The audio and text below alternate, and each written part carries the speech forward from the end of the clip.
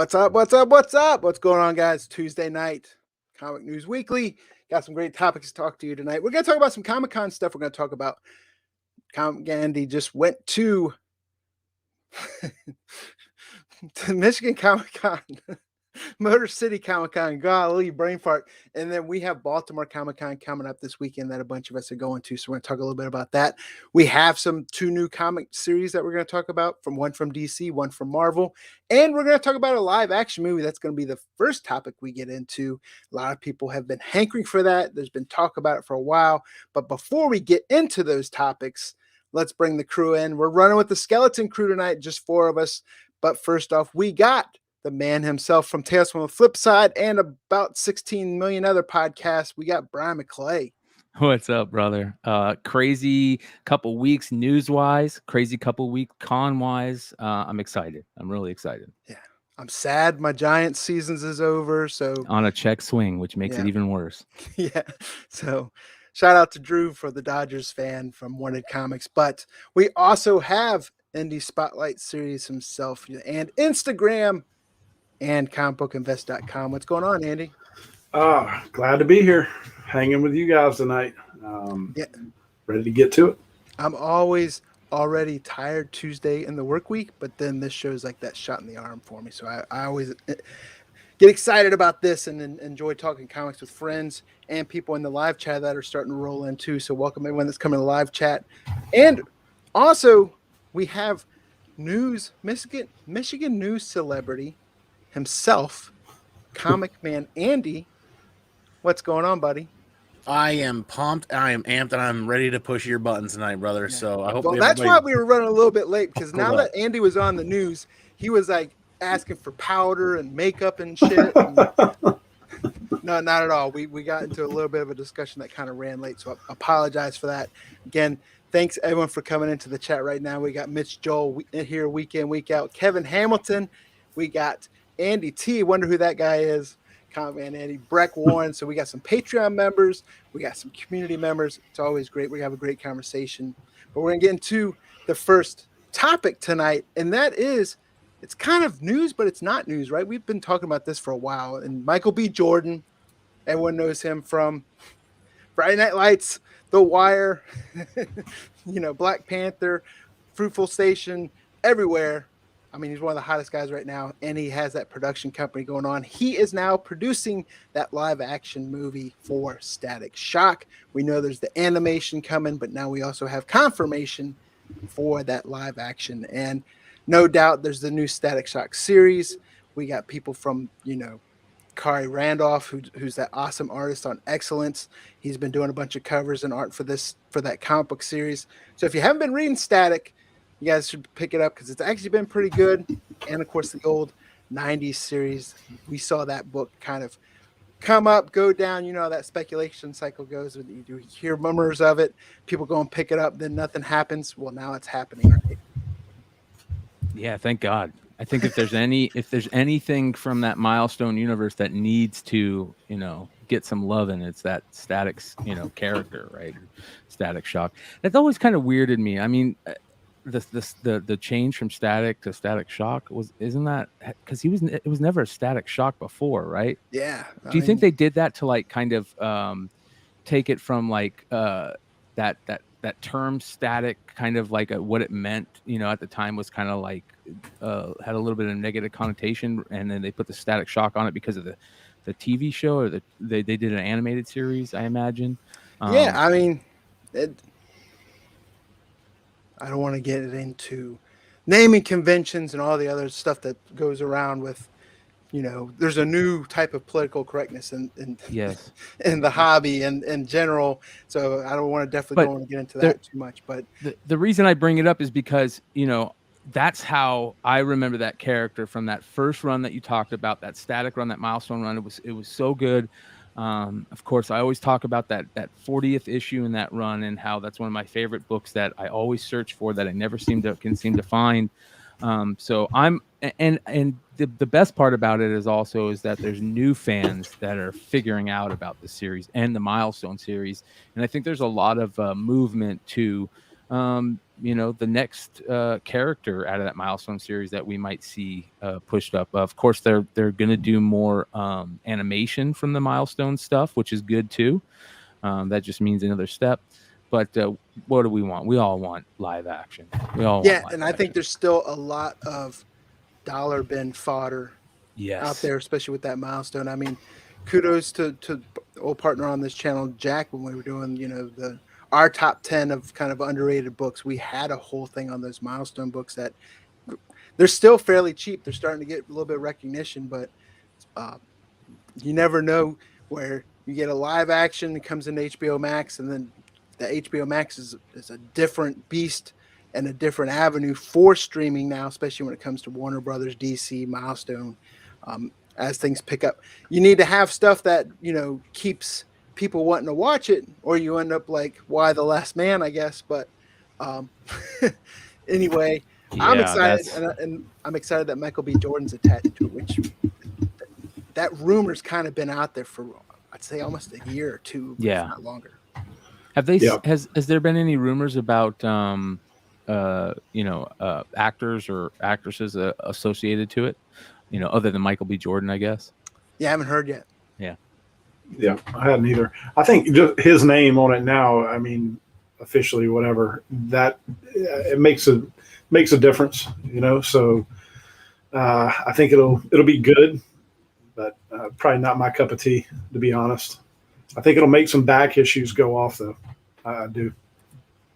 Yeah, I usually tend to like a lot of the movies that he's in. Wasn't too much of a fan of that last one he did that was like the straight to Amazon, right? It was terrible, right? It was bad. Yeah, what was that? What was that? A Tom called? Clancy movie. Yeah. It was bad. It was bad. I watched it with my dad, and me and my dad were just looking at each other like, this is bad. And it was Michael B. Jordan. I think it was so bad I've tried to forget it, and almost did until that. So thanks. But he's an awesome Killmonger, I'll say that much. Word is the rumor on that's even getting more and more love as we move forward too. Yeah, he was awesome in Space Jam. I didn't see Space Jam. I didn't kids, either. Thank God. There's another one. They're like, it's Michael Jordan. It's Michael B. Jordan. That's good. So you got your Michael Jordan cameo. That's good. That's good. But, well, yeah, I mean, people in the chat, what do you guys think? You excited about the Static Shock live action? I'm always. I didn't collect a lot of the Milestone books. I picked a couple up, especially when they were super cheap, like 2011-ish, even after the fact, when there was rumors of the Static at the time there's being developed, being optioned, and all that news first was coming up there. You could get like the poly bag on Midtown for like $2.99. I bought like 10 copies at the time. Hell yeah. That's what, almost $100 book, I think? Yeah. At one point it was. But yeah. I sold it a long time ago, like when some of the other news was going on. I think even at the time, tell me if I'm correct on this. My memory's terrible, but wasn't there rumors that Jaden Smith was attached to that project way back when? Yes. Yeah. That was like right around like shortly after the Karate Kid. And yes. Yeah. And then everybody saw the Karate Kid and went, nope. It wasn't that bad, but yeah. But yeah, let us know in the chat. And if you're watching this on the replay later, let us know in the comments. Like casting news, who would you like to see in the movie? What kind of director would you like assigned to it? One of my favorites, especially when it comes to action movies. I don't see it maybe fitting this one, but I'm a huge like Antoine Fuqua type director. At one time we had Get Out and Us. Director tied to a Gargoyles. Oh yeah, Jordan Peele, right? Yep. I always mix them up. Yeah, Jordan Peele. Here's the thing, and I know we've talked about this a lot, many times before. How we want to start seeing some of those like the feel to be a little bit darker on some of our comic book movies. I don't know if they can go too dark on this one though. Yeah. And Rye brings up the biggest point of it all is like, if you get this could be Milestone's Iron Man. Great point. That is a great point. For sure. I tell you what, you know what I'm excited about right now is this is the precipice that I look for a lot of times, where I live in a comic desert where I've got some LCSs, but there are not a lot of bins to dig through that haven't been dug through before 20 million times already. So that means that this book now is at that precipice where if I go to a convention like I did just recently, I can find it on a wall now. I can find it in other places that I can't normally find it without traveling 2 or 3 states over to dig through a bin and get that one lucky random chance. Sure, am I going to have to pay more for it than out of a $1 bin or a $5 bin? Yeah, but there's that convenience factor of not being able to get it before, but now being able to find it on a wall at a convention or digging through some of those other boxes. It starts to fit into that key box that dealers bring to the conventions. So that's kind of this is at that precipice where it's getting enough attention where the dealers and people start bringing it and carrying it along. You're gonna see it as wall books for like 3 times eBay price. Well, now that's why you wait till Sunday and you do the old 1-2 bundaroo and you get stuff like back down to normal price on a Sunday. You know what I mean? Yeah. But, I remember like the years ago when Channing Tatum was attached to Gambit, and the next thing you know, that convention season, every wall book was, X-Men. It's like, how much is that Gambit? Oh, it's about $750. I'm like, eat shit. Yeah, that's tough. That's tough. But yeah, speaking about wall books and conventions, our celebrity in the house here, he'll be signing autographs here soon. But I joke, but seeing that news coverage and then seeing you on there, Andy, huge break, couldn't capture the comic book community better than by talking to you. So we definitely appreciate you. We had that discussion before we've gone live tonight. So, but you went to Motor City Comic Con this weekend and we want to know all about it. How was your experience? Were you YouTubing there, blogging or vlogging there? Were you on the hunt for anything? What did you see a lot of? Trends? We want to know, man. We're going to Baltimore this weekend. You done goofed, Brian. You gave me the soapbox, and you guys better buckle the hell up because I went to Motor City Comic Con this past weekend, and I want to tell you what, I have never been so pumped for con season to be back, even though every convention is happening every weekend for the next 4 or 5 weeks. I digress. Motor City Comic Con this past weekend, October 15th to the 17th, was absolutely epic. And here's my quick little journey. Yes, thank you, Brian, and thank you, Mcclay and Andy. That was a random circumstance that fell into my lap. A phone call. Can you be here in 15 minutes? Yes, they want to interview somebody. And Andy, I know you. I can trust that you're going to be a cool dude about it. I'm like, okay, sweet. And lo and behold, that's how that whole wound up on the news and press passes for the weekend. So we were able to record some amazing content. But here's the little journey, Suburban Collection Showplace, a bit of a newer building. So it's actually pretty convenient, pretty nice. Lots of amenities, a hotel attached there as well. You definitely have LED screens for a lot of stuff over there, which is really cool. The masks were required to enter, which that's kind of the route they're going. And I actually felt pretty comfortable. I was so pumped and so happy to be there that I forgot I was wearing a mask. Definitely tried to represent Simpleman's Comics, but the beard is just getting too long, brother. So I think we need to make a bigger logo on your shirt. And I've got my very first sketch done in a sketchbook ever by Andy Bennett. And that was suggested by Seawater19 of the Comic Corps, and I can't thank him enough. Andy Bennett absolutely killed this Ahsoka Tano sketch for the opening page. The negative space lightsabers are to frickin' die for, and there's white ink flecks. There's white ink flecks in the lightsabers, too, that stand out that this picture doesn't do it justice. And I'm still in shock looking at this. I think he killed it. Like, I really went to him and be like, we're not sure where we want to go with this. We definitely want something to do something that you're interested in doing. We're big Star Wars fans. We love Ahsoka Tano. What's going on with that? And he's like, boom. He's like, I can work with Ahsoka Tano. He had never done Ahsoka Tano before. This is his first Ahsoka Tano piece ever. Wow. Nice. And I'm not gonna shit anybody here in the chat watching this live or watching this on the replay. He charged $125 for this. That was it. Wow. That was it for a 4 or 5 hour sketch on a Friday there at the convention. It was super, super affordable. So moving right along because I got the soapbox. I'm not going to take up the entire time, but we're going to go over a couple of things. Anna Zoe was also there with the Unwanted Unknown Comics booth, and we got our second sketch done because she stopped me in my tracks looking at some Erica Slaughter stuff, and she absolutely killed this page 2 with Erica Slaughter. That full waist up, and she had the whole day to do that on Sunday. That was absolutely incredible. And I cannot wait. I should have listened to you guys, the whole community, long time ago about doing a sketchbook. Sketchbooks are absolutely dope. I love the fact that we got into this.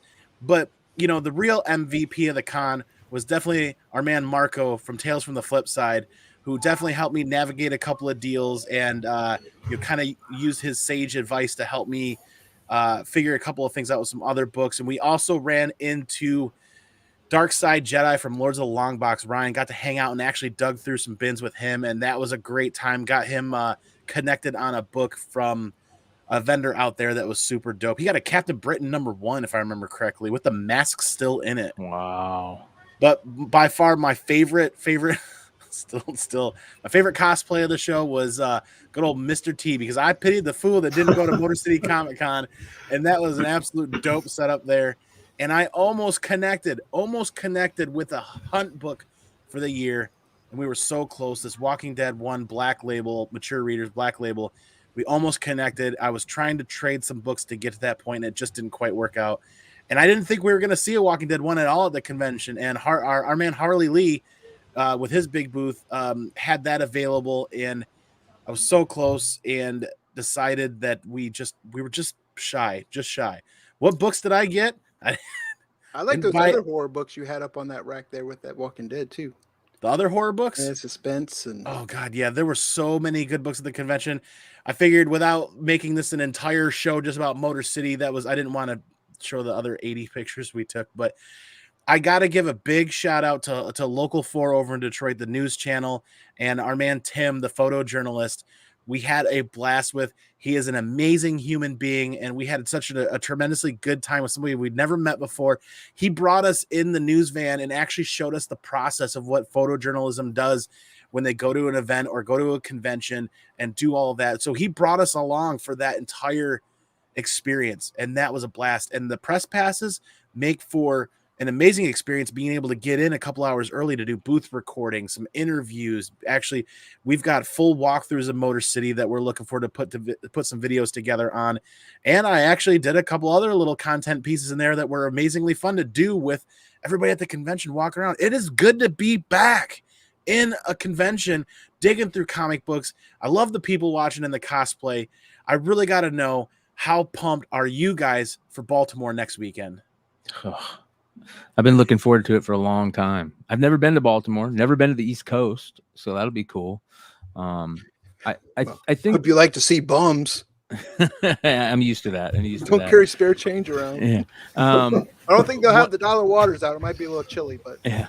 One of the things that I'm really excited about comics wise is exactly what you said, Andy. We had NYCC 2 weekends ago, and everybody was so excited about that.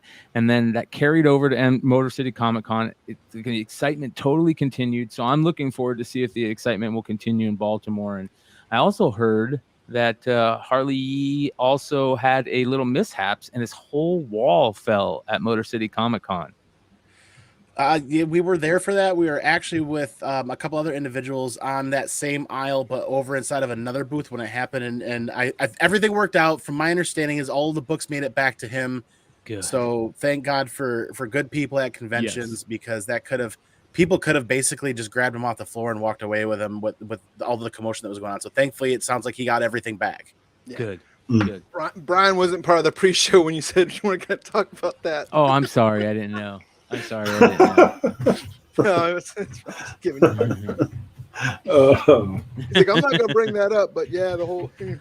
It worked out good. Walking Dead #1. I got to give a quick shout out to Warlord, and I apologize for missing him. I missed a couple of other people as well. Some people were from the YouTube community were actually cosplaying, and we're like in line to see Donnie Cates, and like I was literally like vlogging and walking right past them, and they're like, I was next to the line, I couldn't stop you, I couldn't wait, like. And Basement Brothers Collectibles, a big shout out to them. If you guys don't know them, follow them on IG, search Basement Brothers Collectibles. Started renewed a trend that people have been doing in the past with a convention roster book. Basically, he took a Turok 1 and went to all the people he knows on YouTube and IG and had everybody sign the front of the Turok 1. That was really cool to see that all done. He's got that shared on his IG for you guys to see it. That will turn out really good. Yeah, Shinobi says, "Oh wow, 2 Andys. You also got 2 Brians. 2 Andys, 2 Brians." Right. That's right.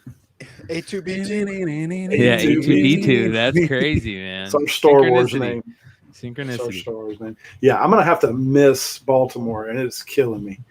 It is killing me. I started a new job, so Yeah, you got to do what you got to do. yeah. It's just, man, been crazy. Food on the table. Right. It's getting hard to do at some points, but yeah, no, I'm gonna hate to miss it because con season is like there's nothing like it. I'll say that. I mean, It hasn't gotten to, I mean, I've been so busy, I think, with work that excitement hasn't really hit me yet, and probably won't until Friday morning when I'm heading up the road. I live an hour and a half away, so but we're excited for it. This is the first time I'm also going, taking the wife with us, and my friend that usually goes with me, Washington Apple Matt, his wife is going with us. So no drinking for you guys. So nice. The good thing is if they get bored, they can run off and do their own thing, go to Fells Point, go to Inner Harbor, whatever, meet back up later. But I'm excited. There's nothing I'm really on the hunt for, and nothing I'm like have to buy. I look to browse. I'm most excited for the community. I'm most excited to see people. I haven't met Mcclay ever in person. This will be the first time I've met anybody in person in the whole community. Yeah. 616 Comics, John and Erica. I keep saying it's gonna be like, I don't, on your wedding day, the next day after, and you're like, hey, was so-and-so there? Because I only talked to them for like 2 minutes because it's just so many people. I remember last time we went, I think I spent more time talking to other YouTubers and everything rather than hunting. And I actually really, really enjoyed that. So I look forward to meeting new people, talking to people that we've seen online all the time. And if I get to do some hunting and find some deals, that's great. But there's nothing this year that I've hunting for. The past couple years when I was trying to finalize that Master of the Universe Marvel Star 9/8 collection, there wasn't a good place. Baltimore Comic-Con has a lot of comics, but at that time they did not have 86 Marvel Star Master of the Universe books, especially high grade, raw or graded, because except for the year previously, I wanted the 12, the Skeletor cover, and didn't buy it, and then it took me like 2 years to finally find it for a decent price. But now they're all crazy. But well, let me revisit a comment you guys made earlier, is that cons are becoming less about necessarily hunting specific books and more about hunting people, like networking, getting to meet everybody. It's like that's one of the biggest things right now, is being able to spend time with friends that for the last almost 2 years we've been stuck to just this media or this avenue of spending time with each other. And that's what I was really pumped for about Motor City, was hunting down people. And like, there were some people that commented to me like, you know what, Andy, I wasn't going to come until you said something. And then I decided to grab a Sunday ticket and show up. Yeah. And I'm so cool. happy to hear that they got out, and they were so glad that they were able to, that they came out for that Sunday to check things out. Like, I'm super glad to see them. And I'm really crushed I'm not going to be able to make Baltimore, because literally it was like Motor City we were there Thursday, Friday, Saturday, Sunday, drove all the way back Monday. And now if I were to leave for Baltimore, I'd get 2 more days of work, and I'd have to catch a flight early Friday to be there. And man, it's a lot. Yeah. It's hard. You got to pick and choose too. I mean, I know I wanted to go to New York Comic-Con. I still want to go to WonderCon at some point. It's just, you got to pick and choose, especially when Heroes Con. C2E2. You're going to C2E2 though. That's good. And anybody else in the chat or catching this on the replay, if anybody's going to C2E2, please comment down in the show below and kind of start like a little roster of who's going, because we are going to be there for the entire show this time, not just one day. My wife and I are going for the full experience, and we're really looking forward to. I'm hoping I put some feelers out there and sent some emails to the C2E2 press section and the content manager to say, hey, we've paid for our full passes. What are the chances that we could potentially get a press pass so that we could do some booth recording and some content for the community and for YouTube? I'm hoping to really kind of stretch myself out. What did I say? Backpedal a little bit there. I'm really hoping to continue trying new things and learning new things, because we had so much fun, and it was a challenge, and it was a lot of work. And I'm looking forward to trying that again. I really am. Yeah, and Brian, Tales from Flipside, you guys have an actual booth, right? At Baltimore? We actually have 2 booths, which is crazy. What? Yeah, two booths. There's gonna be. I mean, I think that was the reason that we went so big is because a bunch of the guys are also bringing books, so there'll be a ton of books for sale at the Flipside booth. But more than anything, I think we grabbed 2 booths to kind of have like a place where we could just kind of hang out during the show and stuff like that. And I think that's the best part. One of the things that you brought up Marco from the Dark Side crew, Andy. One of the things that Marco said that was really, really interesting is he goes, you guys should make sure when you're there to take pictures of yourself and what you're wearing and put that on IG so the people know, hey, this is what I look like so you don't see my face, Yep. So, we're learning how to deal with this in the best ways, so that we can just kind of meet everybody. I'm the same way as you, Brian. I'm really looking forward to the networking, to the meeting people, I don't plan on buying anything. I don't plan on selling anything. I just want to go hang out and enjoy, 3-4 days, with just, good friends and good times and all the fun that comes with it. Yeah. I want to meet and talk to friends, and I want some Pratt Street Ale House chicken wings. Oh my God, you're killing me, bro. That's, I think I've been looking for those since the last Baltimore Comic Con we went to, where I think I ate their chicken wings every day that weekend. I didn't think wings could get any better than what I've had before. They definitely do at that Pratt Street Ale House. Oh my God. Yeah, Pratt Street Ale House is like right across the street from the convention center. But are they breaded time there? Breaded or naked? They're not traditional breading. I'll tell you that. It's not Hooters breading type. Yeah. Right. But I wouldn't say they're totally naked either. But we're all talking about chicken wings now. But, they got like the tender but the crispy outside. That's what I want. I want the crispy outside, just fall off the bone, but still super crispy, man. Yeah. Pratt Street Ale House. Don't go there. I'm kidding. Wait, what? But they got the best wings. Great beverage selection there too. Seriously. Yeah. So, but yeah, I mean, Baltimore Comic Con, it's great because it's a con that has a lot of comics. Yeah, it's a comic book con. A lot of great dealers there, a lot of great retailers, a lot of the great retailers that we know and are friends of are going to be there too with a bunch of booths. I mean, you got Frankie's Comics there. What Bird City, I believe, is going to be there. Vintage Toys. 616 is going there. I don't believe they're having a booth, but there's a lot of great retailers there. And we talked about wall books. There's a lot of great finds in those boxes. So if you to dig, it's definitely a good place to do some digging. Yeah, and that's truly a comic book convention. If that's the one critique that I could offer Motor City Comic Con and the people that run it is to work to try to get more comic vendors in there. I know this year was definitely a struggle due to the scheduling and such the tight scheduling that it was. I know some vendors did have to cancel because literally they're trying to bounce from New York to Motor City to Baltimore to C2E2 a few weeks later. Like a couple of people just had to give in and take a break at some point. So I totally understand that, but Motor City has the space now. They have the area that they need to get more vendors in there. And I'm looking forward to where they can go for 2022 because Motor City is moving back to that spring release. They're going back to that May calendar event. So they're going to be one of the first conventions of the year for 2022.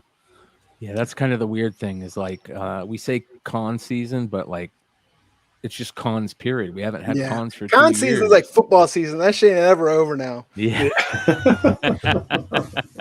It's not like you go work another job. It seems like Comic Cons now is just, and that's great to see. I think that's great for the hobby, especially as we're starting to get into the actual physical cons because we saw some innovative things from all the virtual cons. Heck, virtual cons, you got Skybound Expo coming up on the 29th with Comics Vault Live and a bunch of other great panels. Attack Peter, we talked about that.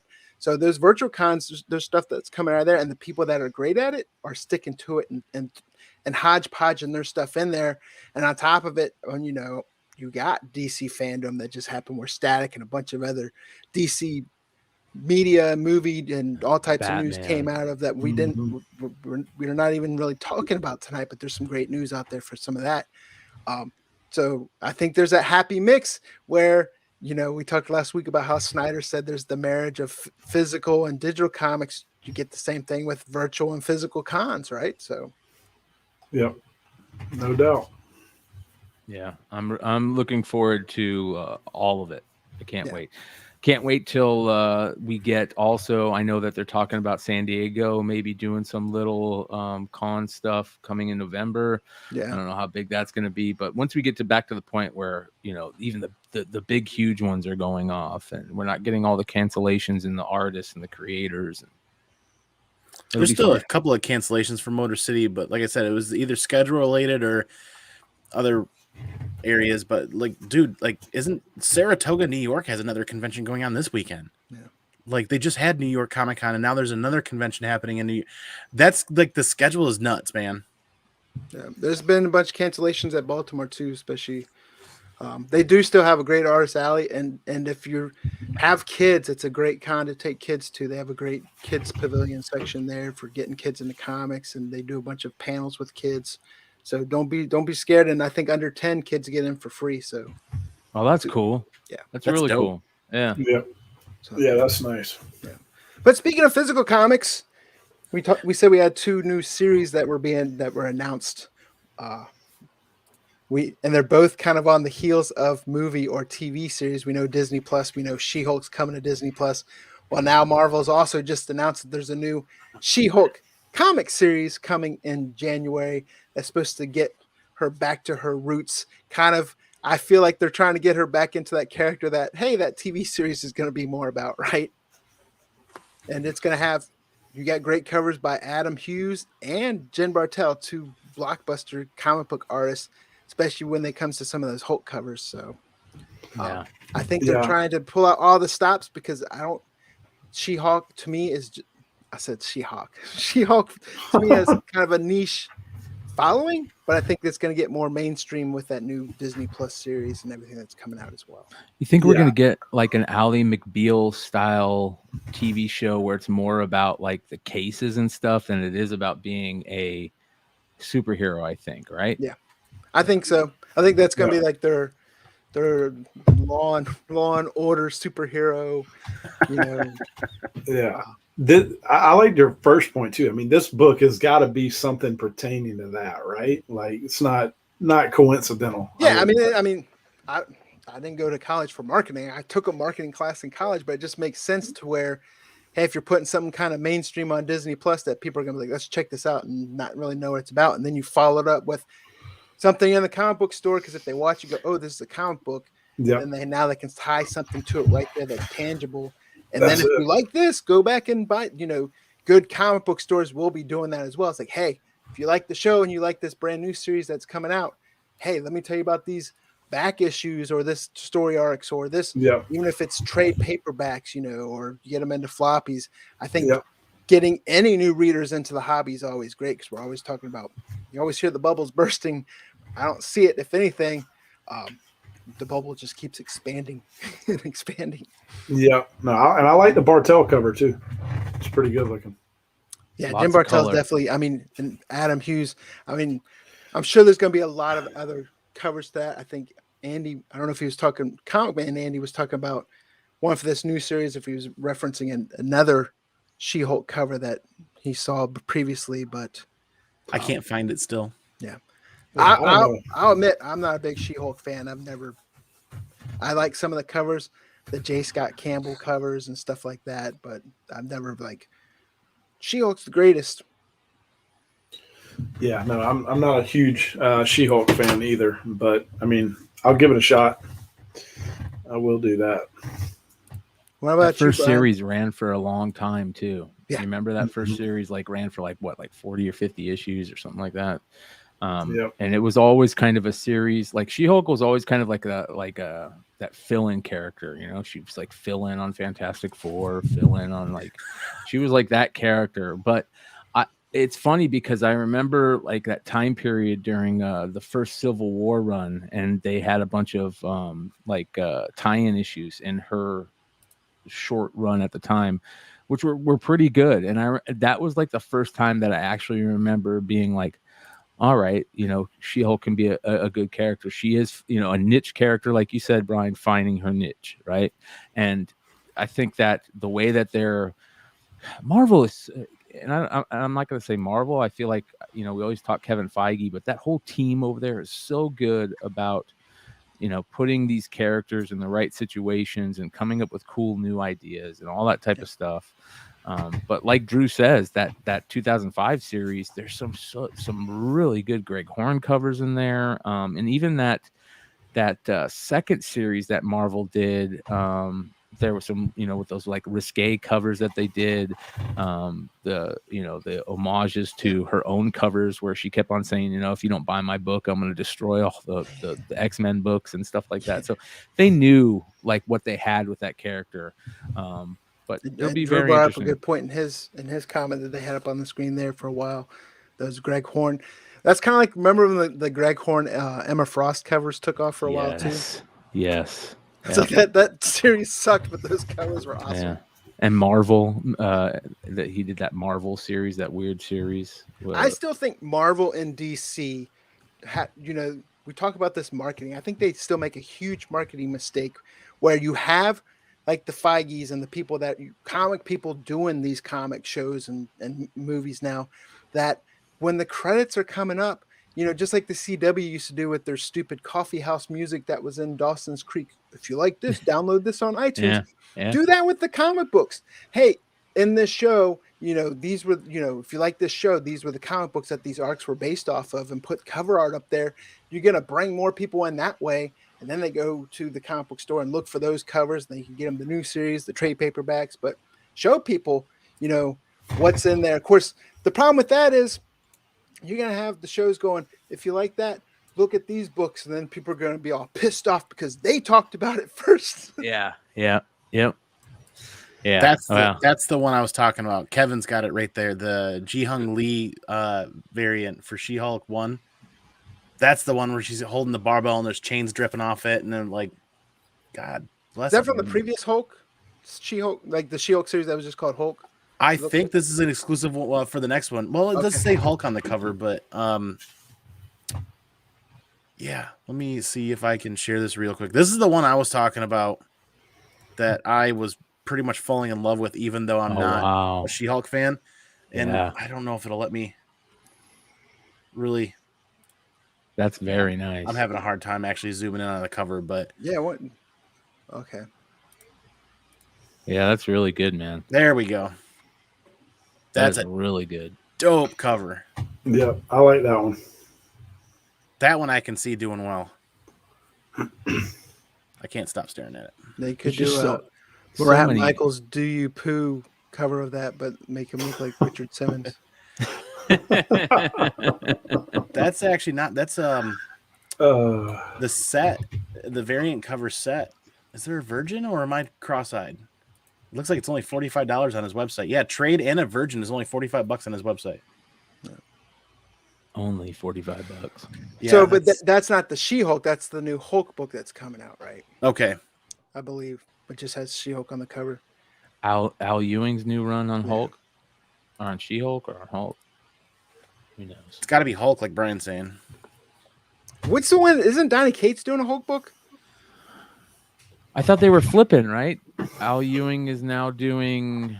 I don't know. Spider-Man. It's too late. I'm mixing shit up now. Yeah, damn if I know.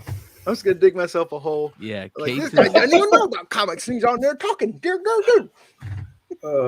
Yeah, Ewing is doing Venom, and Cates is doing Hulk. Gotcha. So I wasn't completely off. They switched, but that's just the one time I wasn't completely off. I will not act like I do not make mistakes.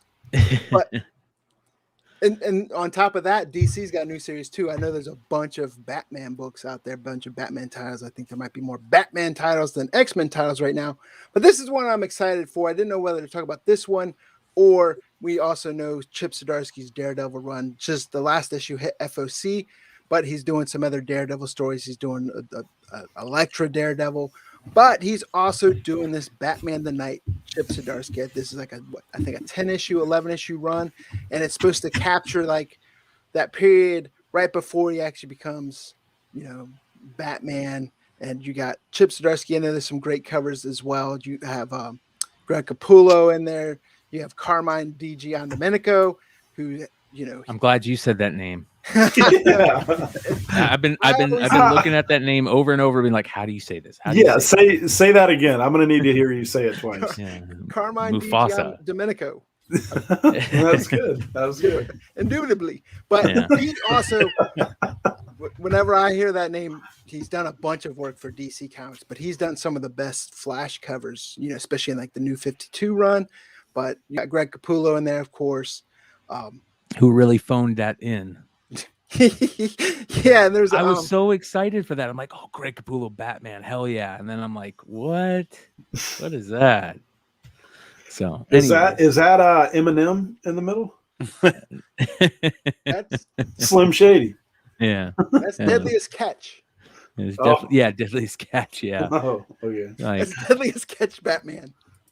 Well, it is a 10-issue series. It's going to kick off in January, and like you said, Brian, it is kind of like that time period right after year 2-ish where he finally starts becoming the Batman that we all know. And Marvel does the same thing where they kind of like lead you where their MCU is going. DC's kind of doing the same thing now with Batman. We know we're getting the year 2 storyline or year 2 era in the new Batman Matt Reeves film with Robert Pattinson, which looks amazing. Like I'm more stoked than ever for it. So I'm not surprised that DC is like, okay, what's coming next? We need to start talking about what's where Batman his storyline goes and how Batman became Batman. We always want to know those old storylines and a character's progression. Frank Miller did such a great job with that original year 1. Yeah, this is supposed to be kind of Frank Miller, and then of course it's funny because the parallels, right? Because I'm like huge fan of Zdarsky's Daredevil run, and the Elektra one that he's getting ready to do. They relate to a lot of the Frank Miller Daredevil run that happened, which was also probably one of the iconic Daredevil runs, but a lot of parallel there, right? It seems like that gritty style that he had in Daredevil is carrying over to this little Batman miniseries. So it's almost like similar, but just different publishers.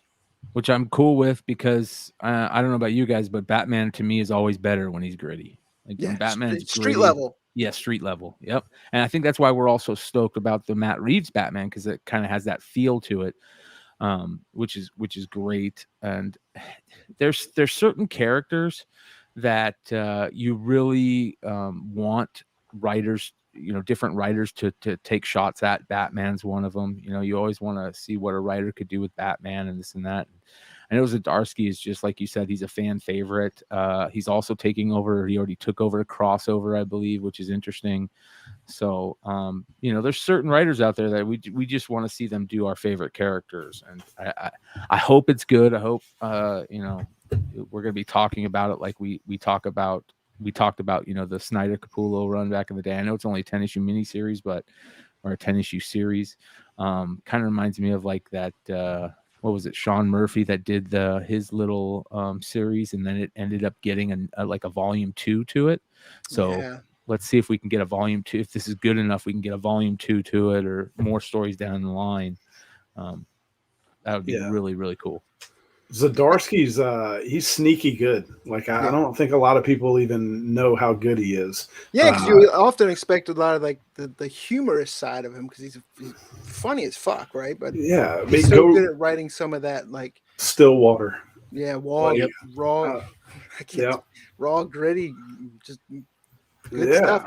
And that freaking Marvel Daredevil run is great. I'm not the greatest fan of Elektra as Daredevil, but it's still been great. And then of course they had Marco Cicchetto on interiors for that, which is Marco Cicchetto and Daredevil are like peanut butter and jelly, right? Yeah. Brian, you turned me on to that series when it first started years ago. By issue 5, you're like, Andy, you don't want to miss this, and I haven't stopped that book since then. Yeah, I'm excited for this Batman series. It's just a lot of times we talk about that mini-series stigma, which seems to have kind of gone away, because a lot of times you hear, oh, it's just an 11-issue mini, I'm not going to mess with it. This is kind of, it's 50-50 because you're talking about Batman. Yes. any other title, you're like, dude, it's a miniseries. Who cares? I'm picking it up and reading it. It's still a great read, but a lot of people, that miniseries, people can shy away from because of the 30 million Batman titles. I mean, you had them talking in the chat about how many Batman titles there were over the past few weeks. So it's just like, oh man, another one. But if you put Chip Zdarsky's name on it, I'm there. Yeah. Well, that stigma of the miniseries is also gone. You look back at the last 30 years, miniseries never really held value, never really became key appearances or keys in any sort of a run. Now, miniseries, the way content goes with TVs, movies, and shows, people that create movies and shows are more likely to pick up miniseries sometimes than they are long-running series because, like we've talked about, the continuity and how difficult it is to make that continuity work after all these years. The miniseries are that much more appealing to owners of rights, to be honest. And I think that's a huge advantage independent and small press have over the big two, because it's anytime the big two tries to do that, right, it's always a reboot or gosh, man, another number one, where that's a big advantage for those independent dark horse. Boom, they're doing it like volume wise now, where it's like, hey, they thought it was a 6-issue mini, bam, here's volume 2 of this. Or you've even seen some that were supposed to be miniseries that went on to be ongoing series, such as Once and Future was that way, I believe. Lumberjanes was that way. There was a couple of them. The Maniac in New York was that way recently too. There were some Image books that were, so you never know. That's why we never say miniseries. That stigma is definitely gone, but I just see it kind of with a Batman book and 30 other whatever Batman titles out there. I think Zdarsky's name is going to be the anchor that makes people pick this up. I think DC, their TV and movie division is also, siding up to these miniseries ideas much easier, because that's kind of feels where they're going. They're tired of the continuity BS too, and they've said, we want to do different universes. They're not necessarily the same universe. It's almost like an Elseworlds tale or like a off universe. We just want to tell good stories, and that's the key. We just want to tell good stories. That's all I want. I want a good story. Yeah, because if you try to worry about it too much or try to make it so that you end up not finishing with what you had in your mind. Yeah, Batman versus Superman and Justice League. You have to. They greenlit a Wonder Woman 3 movie. Are you serious? I had a hard time. I was. That should be straight to Redbox. I was selling some books and talking about Patty Jenkins. I was doing a Star Wars sale, and I was selling Rogue Squadron. I had pulled a bunch of Rogue Squadron and X-Wing books, and I'm like, okay, I'm gonna put these up. So I'm like, all right, I'm gonna bring up Patty Jenkins and then how she's doing a new X-Wing, Rogue Squadron movie, and how stoked she is. And then I started thinking, like, man, Wonder Woman 84 was bad. I don't know if I want to tell people that Patty Jenkins is going to be doing this movie, but we'll see what happens. I will tell you, it had nothing to do with the acting in the movies. I just thought that the plot wasn't good for 84. Agreed. Like the first 10 minutes of Wonder Woman 84 was like fun and exciting, and then it went to like Mandalorian as a genie, but then if you take your wish back, it's freaking gone, and then everything's right. I was like, really? There's like no consequence. I take my wish back, bro.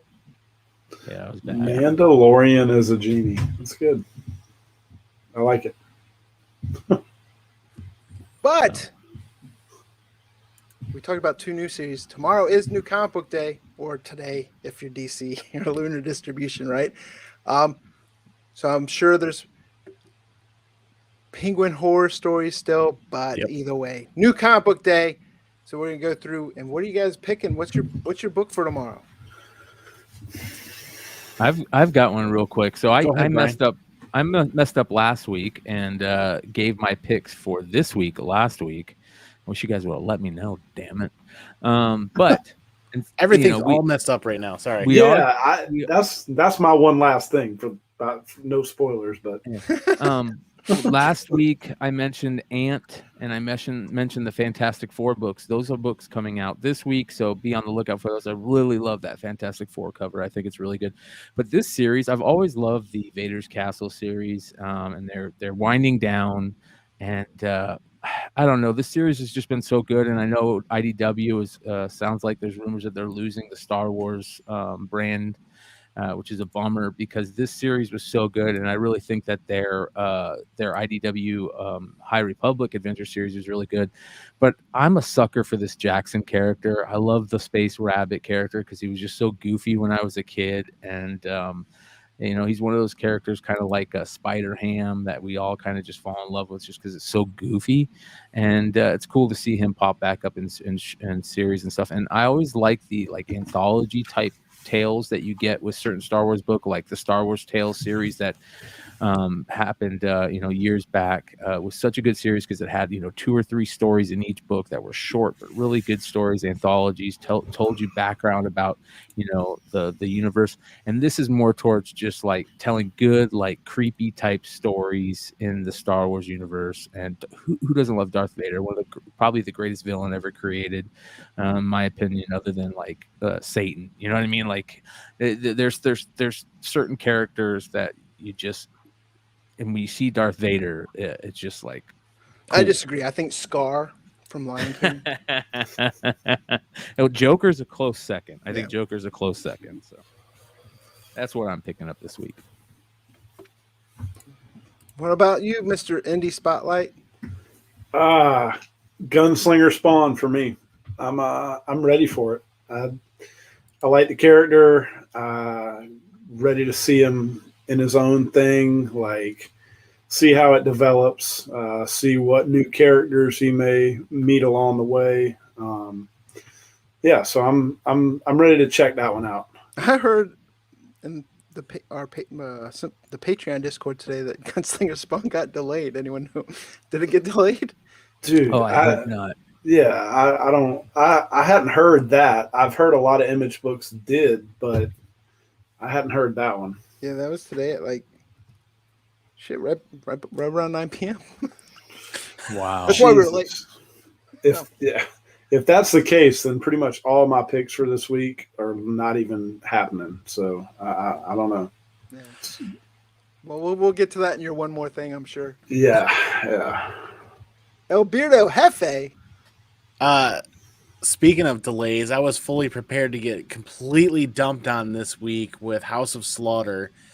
If I remember correctly, was the original release date for House of Slaughter, and the 1 in 1000 was delayed a week. Now the House of Slaughter series, the entire thing isn't even showing up this week, so it looks like the entire series got delayed again. I'll have to dig further into it, but I'm actually looking forward to Refrigerator Full of Heads from DC. Following on the heels of Basket Full of Heads, now we've got Refrigerator Full of Heads coming out, so that's going to be pretty fun. I had a good time with Basket.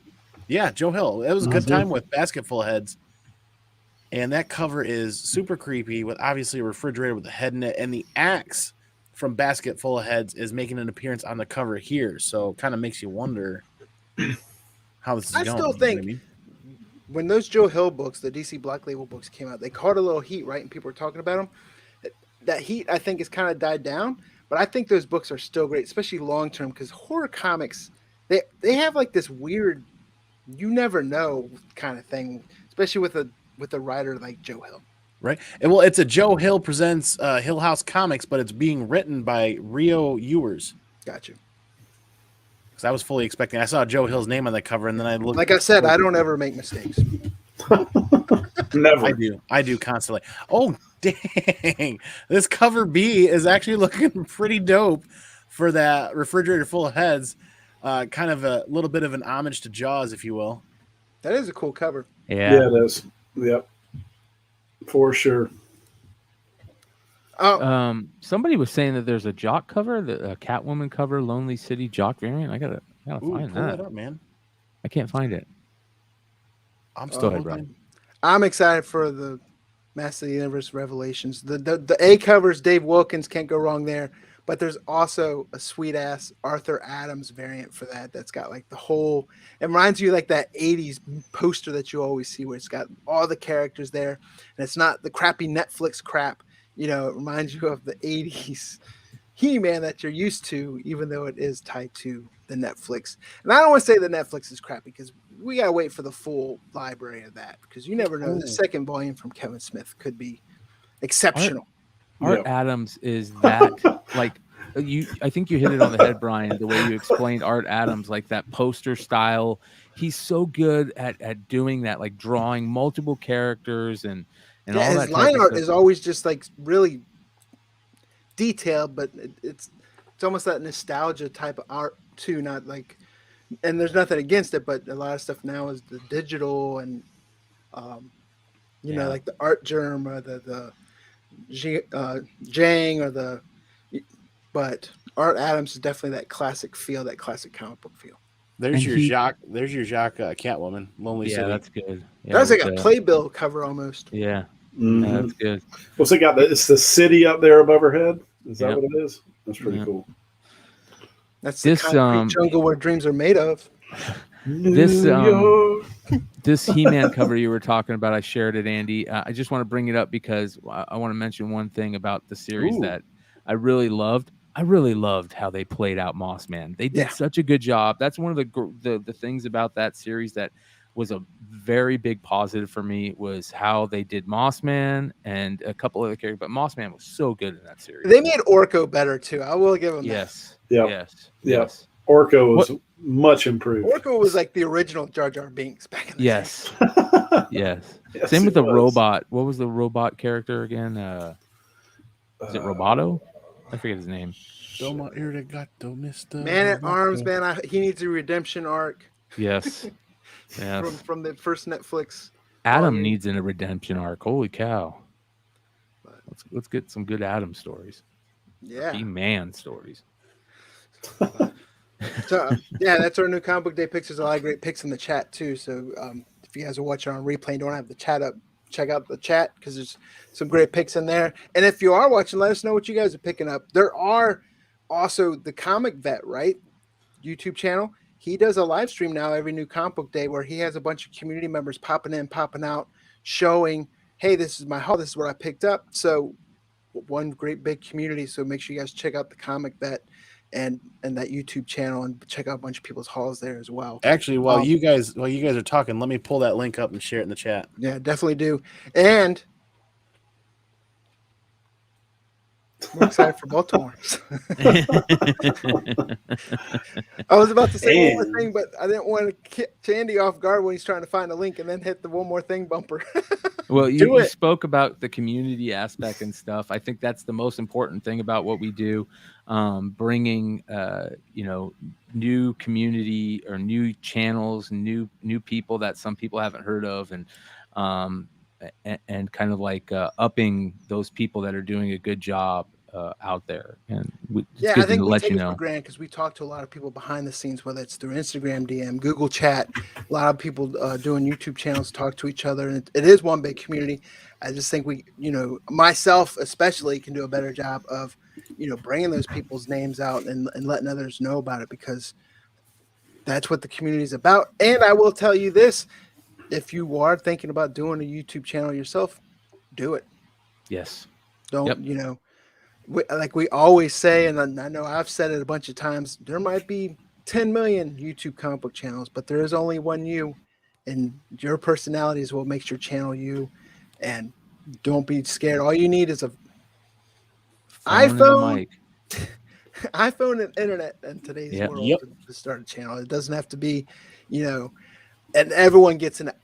I was there where it's like, well, I don't want to do it because, I need a better camera, or I need a better mic, or I need a better.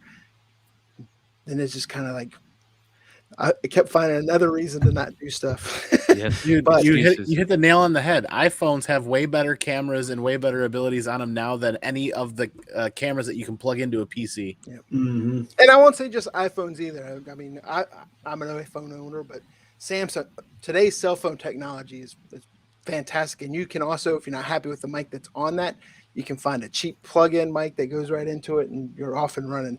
There's people out there that all they use is iPhones, and you can't even tell. Yeah, they're filming movies with phones now. Yep. So So technology is an amazing thing. I was at the post office today, and I had probably like 100 packages that I had to drop off. And the post office lady is like, "Holy cow, you're right. You said there was a lot." And I'm like, it's amazing what technology can do these days. You can work from home because of technology. You can create great content because of this technology. now It's use just that like, technology and not lose my package, asshole. No, I'm kidding. yeah. Yeah, so fun stuff. But that is going to bring us to one more thing. All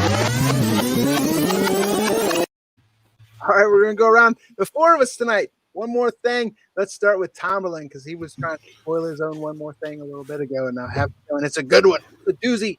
Yeah, I mean, it's not great, but I'll rant a little bit. Like, whoever has to get their shit together and ship the books on the days that they're supposed to go, please do it. Like, I don't know, Diamond, random crap, whoever you are, the publishers, whatever it takes. Let's get something out there where we can know what's coming. Because right now, I mean, my last 2 weeks, I'm picking books and they're not going. It gets frustrating. Like King Spawn 3. And the other thing is breaking up the series. Like you've got covers A and B release on this week. Then the cover C is releasing on the next doing week. that a lot now. And Image now. They did it with King Spawn 3. Like the Bendis, the Bjorn Bendis cover. There's one for that that's like freaking amazing. And that's the cover this week, and they broke it up to put it with the next Spawn supposedly, or they just late. Like, there's so much crap going on with that. So whoever, just please get it together. That's all I can say. Yeah, you guys heard them. Listen to them. Yeah. Do it now. Hashtag fix your shit. That's it. Mcclay, what do you got for us? So I don't know if I talked about it here. I probably did. I've been talking about it everywhere because it's been such a crazy thing. Speaking about technology and all that stuff, I sent out some sports cards to a consignment company, a big auction house called Golden Auctions. Ken Golden is a big name in the the trading card hobby world. They're getting into comic books and video games. But I sent a Alex Ovechkin, high dollar rookie, a Sidney Crosby high dollar rookie, and a Kobe Bryant high dollar rookie, all to New Jersey, from Phoenix to New Jersey. Scared just all to hell about sending these, close to $50,000 worth of cards through the mail. And they got there on time, and I just got notified that they will be part of this year's holiday auction on Golden. So I'm really looking forward to that. It should start We're going to have to sometime. do a segment on this show about that when it gets closer. Yeah, I'm really looking forward to it. So, of course, it's the best time of year. I know, this is a comic show, but it is the best time of year for sports, in my opinion. We've got hockey starting. We've got all sports playing at once. And I'm really looking forward to, these next couple months, especially if I can put a little bit of pocket change, back in my pocket.